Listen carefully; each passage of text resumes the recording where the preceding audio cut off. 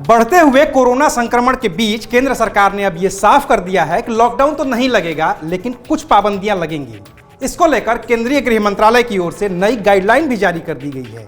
इस गाइडलाइन में नया क्या है और कैसे इस कोरोना महामारी के बीच ये नई गाइडलाइन आपकी मदद करेगी, इसी पर मिलेगा आपको आज का बिन मांगा ज्ञान।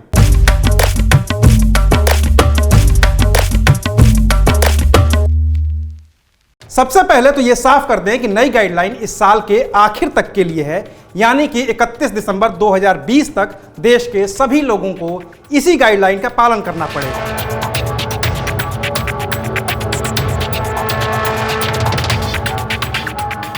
अब इस गाइडलाइन में क्या क्या है इसको समझते हैं। देश में जहां जहां कंटेनमेंट जोन है वहां सख्ती जारी रहेगी। कंटेनमेंट जोन की लिस्ट राज्य और जिले की वेबसाइट पर मौजूद रहेगी।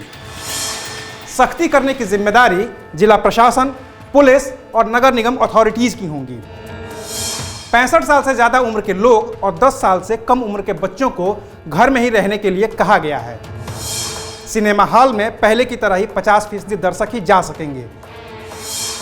स्विमिंग पूल अब भी बंद रहेंगे, सिर्फ ट्रेनिंग के लिए उनका इस्तेमाल हो सकता है। धार्मिक और सामाजिक कार्यक्रमों में अधिकतम 200 लोग ही जा सकेंगे। अलग अलग राज्य सरकारें जरूरत पड़ने पर इनकी संख्या 100 या उससे भी कम कर सकती है। यह सब राज्य सरकार के ऊपर है। स्थितियां खराब होने पर राज्य अपने अपने हिसाब से नाइट कर्फ्यू लगा सकते हैं। नाइट कर्फ्यू के अलावा लॉकडाउन जैसी कोई भी बात नहीं होगी। कंटेनमेंट जोन के बाहर लॉकडाउन जैसी सख्ती के लिए राज्यों को केंद्र से इजाजत लेनी होगी।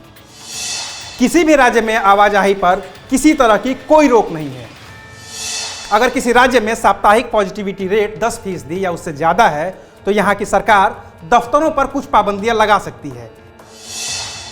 इसके लिए सरकार दफ्तरों की टाइमिंग और दूसरे बदलाव को मंजूरी दे सकती है ताकि एक साथ भीड़ ना लगे और सोशल डिस्टेंसिंग का पालन हो सके। इन नए नियमों के अलावा मास्क पहनने, सोशल डिस्टेंसिंग का पालन करने और दूसरे जो नियम पहले से चले आ रहे हैं वो आगे भी 31 दिसंबर तक लागू रहेंगे। गृह मंत्रालय की यह गाइडलाइन 1 दिसंबर से प्रभावी होगी।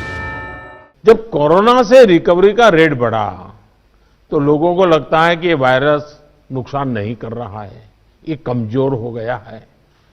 बहुत से लोग ये भी सोचने लगे हैं कि अगर बीमार हो भी गए तो ठीक हो जाएंगे।